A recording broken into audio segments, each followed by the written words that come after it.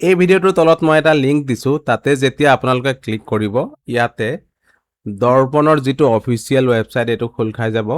এতিয়া এই ভিডিঅ'টোত মই আপোনালোকক দেখুৱাম কেনেকৈ ফাৰ্ষ্ট ইয়াৰৰ ল'ৰা ছোৱালীখিনিয়ে নিযুত মইনা আঁচনিটো অনলাইন যোগে আবেদন কৰিব। ইয়াৰ পিছৰ ভিডিঅ'ত মই আপোনালোকক দেখুৱাম কেনেকৈ হাই ছেকেণ্ডেৰী ল'ৰা ছোৱালীখিনিয়ে আবেদন কৰিব পাৰিব। এতিয়া ইয়াতে নিযুত মইনা আঁচনিটো এপ্লাই কৰিবৰ কাৰণে ইয়াতে য'ত এপ্লাই নিযুত মইনা আঁচনি আছে ইয়াতে ক্লিক কৰি ইয়াতে চাওক HS ফাৰ্ষ্ট ইয়াৰ ষ্টুডেণ্ট ইয়াতে ক্লিক কৰিব। যদি আপুনি HS ফাৰ্ষ্ট ইয়াৰৰ কাৰণে এপ্লাই কৰিছে ইয়াতে ক্লিক কৰিব।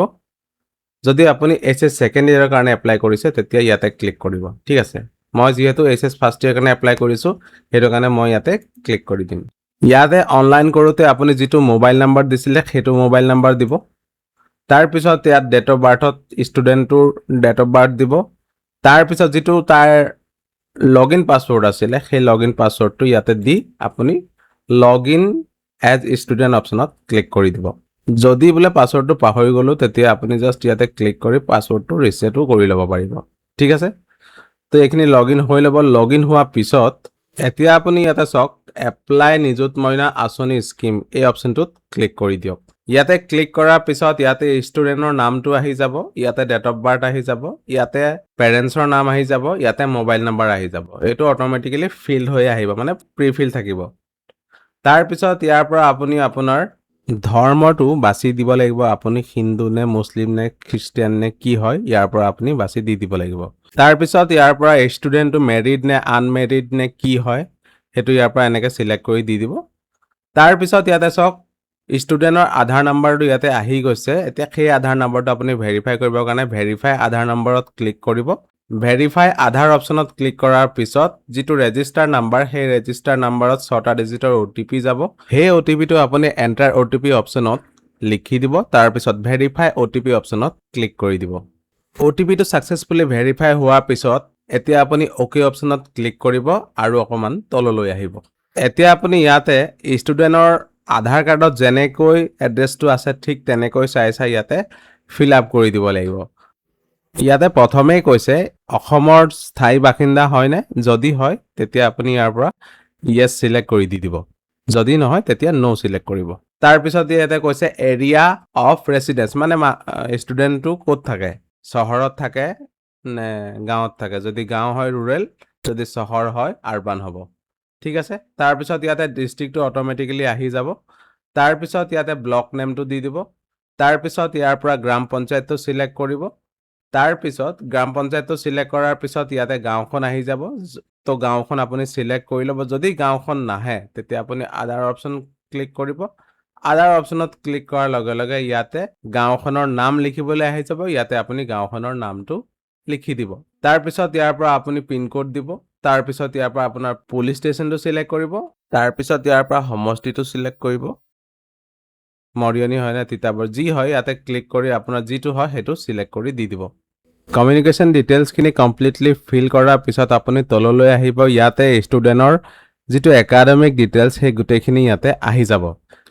এতিয়া একাডেমিক ডিটেইলছত কিছুমান ইয়াতে প্ৰি ফিল থাকিব। একাডেমিক ডিটেইলছত আপুনি এটা কথা ফিল কৰিলে হ'ব, মানে ষ্টুডেণ্টজনে ক্লাছ 10 পৰীক্ষাটো কোনটো স্কুলৰ পৰা দিছিলে সেই স্কুলটোৰ নাম আপুনি জাষ্ট ইয়াতে লিখি দিব।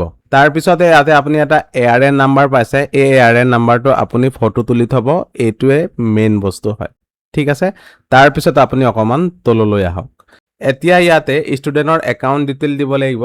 বেংক নেমত ষ্টুডেণ্টৰ যিটো বেংকত একাউণ্ট আছে সেই বেংকৰ নামটো ইয়াতে চিলেক্ট কৰি দিব লাগিব। ইয়াৰ পৰা চিলেক্ট কৰি দিব। তাৰপিছত বেংক ব্ৰাঞ্চ ইয়াতে ক্লিক কৰি আপোনাৰ কোনটো ব্ৰাঞ্চৰ বেংক হয় সেইটো ইয়াৰ পৰা ব্ৰাঞ্চটো চিলেক্ট কৰি ল'ব। তাৰপিছত ব্ৰাঞ্চটো চিলেক্ট কৰাৰ লগে লগে ইয়াতে অট'মেটিকেলি IFSC কোডটো আহি যাব। গতিকে ডাউন এৰোত ক্লিক কৰি IFSC কোডটো আপুনি চিলেক্ট কৰি ল'ব। তাৰপিছত ইয়াতে আপোনাৰ একাউণ্ট নাম্বাৰটো লিখিব।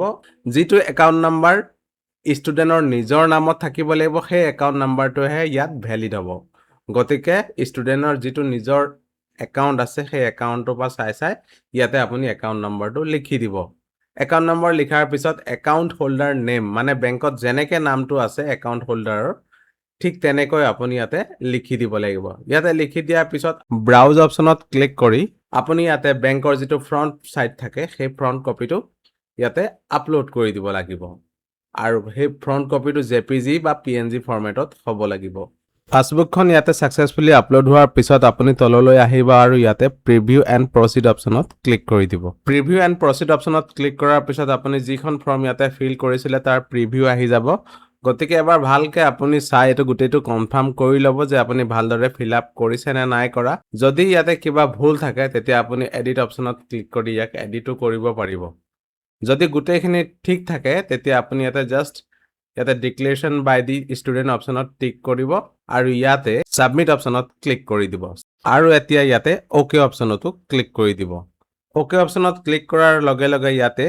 সাকসেসফুলি এপ্লাইড ফৰ নিযুত মইনা আঁচনি বুলি আহি যাব এতিয়া আপুনি ইয়াৰ একনলেজমেন্টখন ডাউনলোড কৰিবৰ কাৰণে ড্যাশবোৰ্ড অপচনত ক্লিক কৰিব লাগিব এতিয়া ড্যাশবোৰ্ড অপচনত ক্লিক কৰি ইয়াতে আপুনি দেখা পাব ডাউনলোড একনলেজমেন্ট ৰিসিভ এই অপচনত ক্লিক কৰি আপুনি ৰিসিভখন প্ৰিন্ট কৰি ল'ব পাৰিব সো যদি ভিডিওটো ভাল লাগিলে এটা লাইক কৰিব কমেন্ট কৰিব আৰু নিজৰ ফ্ৰেণ্ডৰ সৈতে এই ভিডিওটো শেয়াৰ কৰিবলৈ নাপাহৰিব ভিডিওটো চোৱাৰ বাবে আপোনালোকক অশেষ ধন্যবাদ জয় হিন্দ জয় অসম